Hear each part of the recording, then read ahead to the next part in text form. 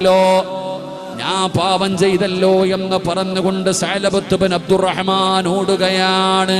പടച്ചവനെ ഭ്രാന്ത് പിടിച്ചവനെ പോലെ നിലവിളിച്ചുകൊണ്ട് ഓടുകയാ. അല്ലാ, പിന്നെ ആ സ്വഹാബി ആരും കണ്ടിട്ടില്ലടോ. ചെറുപ്പക്കാരാ, കുളിച്ചുകൊണ്ടിരുന്ന ഒരു പെണ്ണിന്റെ ശരീരമൊന്ന് വഴിയിലൂടെ നടന്നു പോയപ്പോ കണ്ടുപോയതിന്റെ പേരില് ആ ചെറുപ്പക്കാരൻ നിലവിളിച്ചുകൊണ്ട് പോയതാണ്. ആരും കാണുന്നില്ലടോ. ആ ചെറുപ്പക്കാരനെ ആരും പിന്നെ കണ്ടിട്ടില്ല. പടച്ചവനെ, അല്ലാഹുവിന്റെ റസൂൽ ചോദിക്കുന്നു, എവിടെ? സഅലബത്ത് ബിൻ അബ്ദുറഹ്മാനിനെ കാണുന്നില്ലല്ലോ.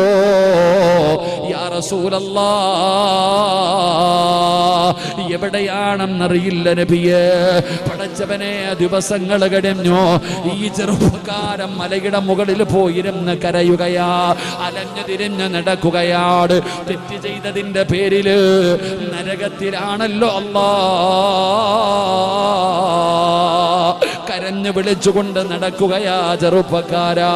ദിവസങ്ങൾ കഴിഞ്ഞു, ആഴ്ചകൾ കഴിഞ്ഞു. ഒരു ദിവസം അല്ലാഹുവിന്റെ പ്രവാചകന്റെ മുമ്പിലേക്ക് മുഖറബുൽ അംലാഖു മലക്ക് ജിബ്രീൽ അലൈഹിസ്സലാം ഇറങ്ങി വന്നിട്ട് അവിടെന്ന് പറയുന്നു, നബിയേ,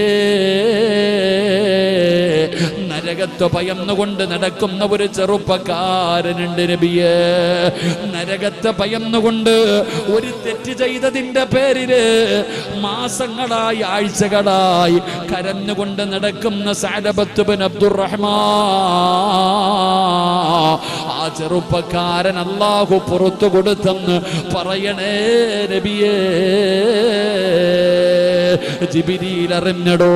അല്ലാഹു പറഞ്ഞു, ചെറുപ്പക്കാരാ, സഅലബത്ത് ബിൻ അബ്ദുറഹ്മാൻ കരയുന്നത് അല്ലാഹു പറഞ്ഞു, മോനെ, അതിനാ തൗബ എന്ന് പറയുന്നത്. ജിബ്രീൽ വന്നിട്ട് നബി തങ്ങളോട് പറയുകയാണ്, അല്ലാഹുവിന്റെ പ്രവാചകൻ അവിടെ നിന്ന് വിളിക്കുകയാണ്, ആരെങ്കിലും സഅലബത്ത് ബിൻ അബ്ദുറഹ്മാനിനെ കണ്ടോ? അല്ലാഹുവിന്റെ പ്രവാചകൻ അവിടെ നിന്ന് ചോദിക്കുമ്പോ സ്വഹാബത്ത് പറയുന്നു, യാ റസൂലല്ലാഹ്, കാണുന്നില്ല നബിയേ.